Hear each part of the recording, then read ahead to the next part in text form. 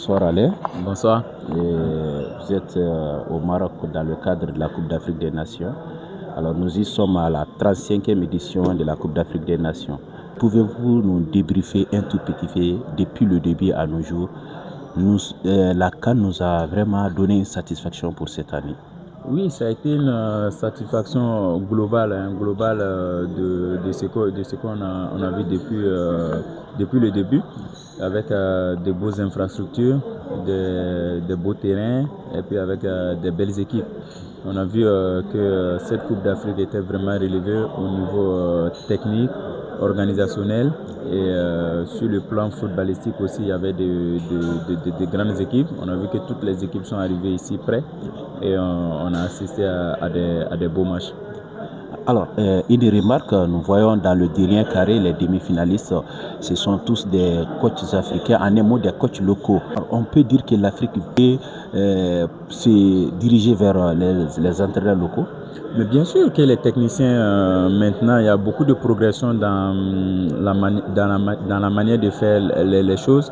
Et je dirais que voilà, nos techniciens sont un peu dévalorisés, mais aujourd'hui, ils le montrent aux yeux du grand public qu'ils ont les mêmes capacités que les entraîneurs occidentaux.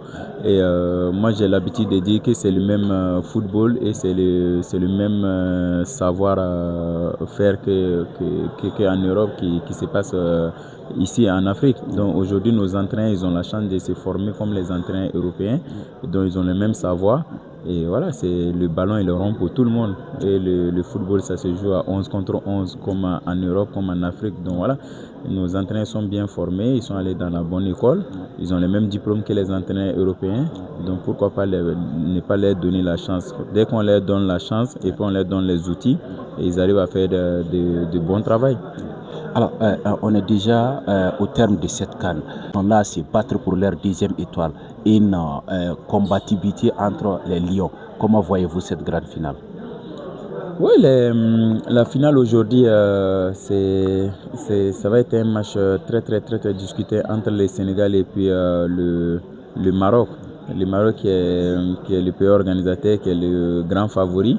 Et le Sénégal, voilà, on connaît tous, le Sénégal, c'est une grande nation du football africain et qui a des très bons joueurs, qui est très bien organisé et qui joue très bien au ballon. Et le Maroc, je dirais pareil pour le Maroc aussi, qui a un coach qui connaît bien le football africain, qui connaît bien ses joueurs, qui connaît bien le contexte, parce qu'il a eu à entraîner l'un des plus grands clubs africains, qui est le Wydad. Tout à fait. Et il a gagné avec cette équipe-là la Ligue des champions africaine. Ouais. Donc du coup, ça va être un match très relevé. Et le Maroc a l'avantage des joueurs à domicile. Ils ont le 12e homme qui pèse beaucoup dans les rencontres. Vous avez vu tous les matchs du Maroc, c'est à guichet fermé et le public est là pour supporter son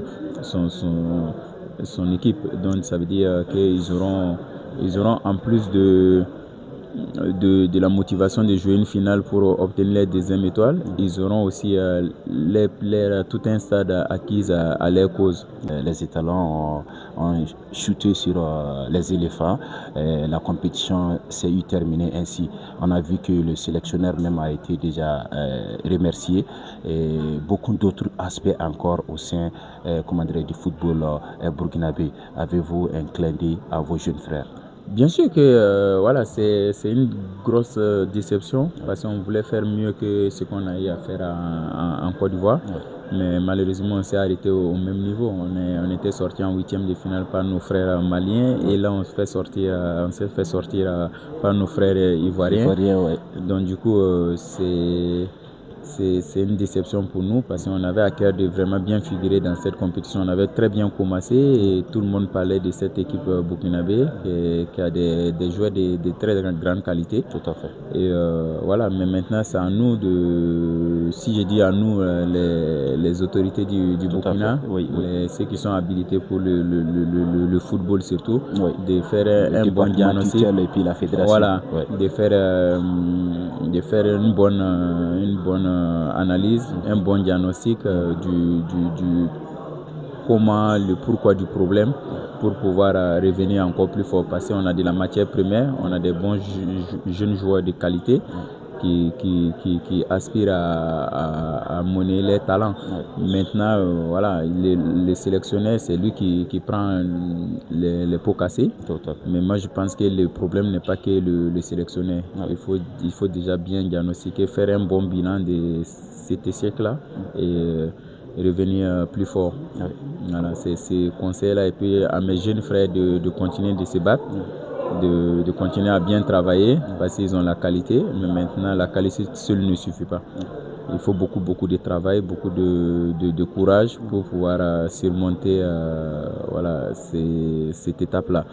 Et voilà, comme on dit, souvent c'est dans les échecs qu'on arrive à bien apprendre, à se corriger et puis revenir plus fort. Tout à fait. Allez, merci beaucoup Alain. Merci de votre disponibilité. Merci beaucoup.